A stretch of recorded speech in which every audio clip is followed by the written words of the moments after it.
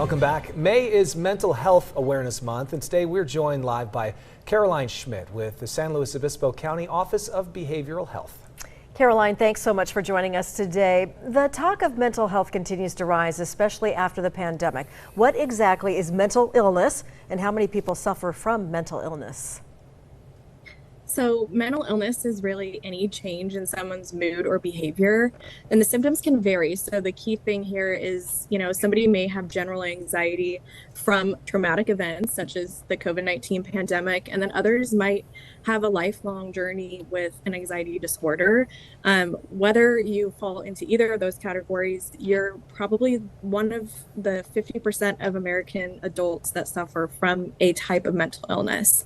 And so it's very common, and we even think that number might be a little low because of the stigma around mental health. Many might be afraid to say, yes, I'm suffering with anxiety or I'm suffering with depression.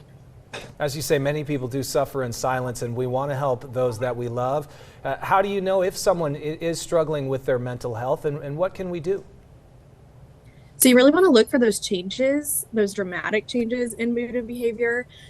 Somebody could be sleeping a lot more than they normally do. They could be eating less. They could be isolating themselves from friends and family, or maybe denying, themselves time with others, canceling events. The key here is to remember, especially with our youth and our adolescents, that some of those signs and symptoms might just be signs of growing pains as well. So pair those recognizable symptoms and signs with a follow-up question of, how are you feeling? How are you mentally feeling?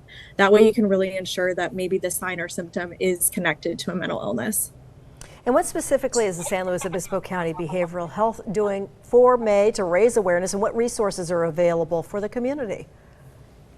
So this month, we're all about just really having folks continue that conversation. I think we've come out of the pandemic and people are a lot more courageous about asking one another, how are you doing today? We want folks to continue to have those real conversations, but we're creating some spaces and some educational forums so that people can continue to feel comfortable doing so. So we're having a community bike breakfast tomorrow at our Behavioral Health Prevention Outreach Office, where we're hoping community members can come together, have a breakfast burrito, talk with one another and connect. We're also handing out mental wellness kits at the San Luis Obispo County schools that we work with. So our counselors are handing out these kits so that students can have resources on hand with them to better their mental health. And then we're also opening up registration for some mental health first aid classes. So if you're somebody in the community that wants to know how to recognize mental health symptoms and help the people around you, we definitely encourage you to visit our website and register for those classes that will be happening in June.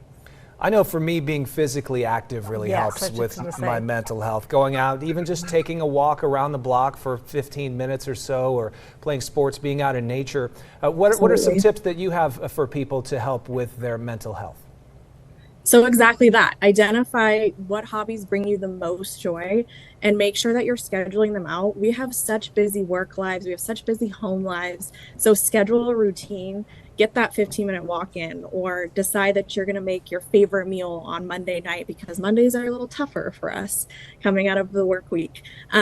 Whatever it is, reading a good book, spending time in nature, just make sure that you schedule that in along with all of the other things that might bring you unnecessary stress in your life. It's all about balance. Those are all great tips. And I agree, being outdoors and just going for a nice walk, some sort of sporting event that you enjoy, it's a real attitude adjustment versus medications. Yes, nature can be a great healer. I agree. Yeah. All right, Caroline, thank you so much for joining us. We'll post a link to some of the resources that you mentioned on our website. Thank you.